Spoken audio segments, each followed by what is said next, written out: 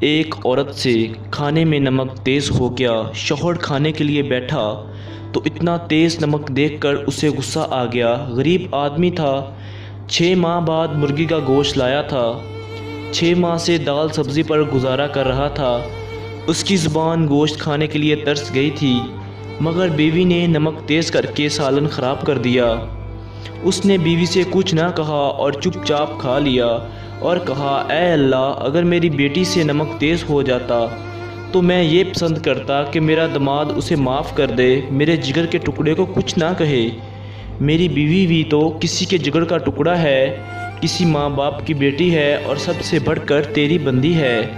کچھ عرصے بعد اس شخص کا انتقال ہو گیا تو ایک اللہ والے نے اس کو خواب میں دیکھا اور پوچھا، بھائی تیرے ساتھ کیا معاملہ ہوا ہے؟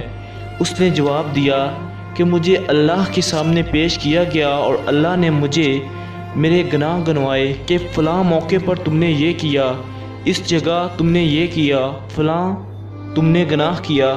میں نے سمجھ لیا کہ اب ان گناہوں کی وجہ سے میں جہنم میں جاؤں گا، لیکن آخر اللہ تعالیٰ نے فرمایا کہ جاؤ، میں تمہیں معاف کیا کہ تم نے اپنی بیوی کو اس دن میری بندی سمجھ کر معاف کیا تھا جس دن اس سے نمک تیز ہو گیا تھا۔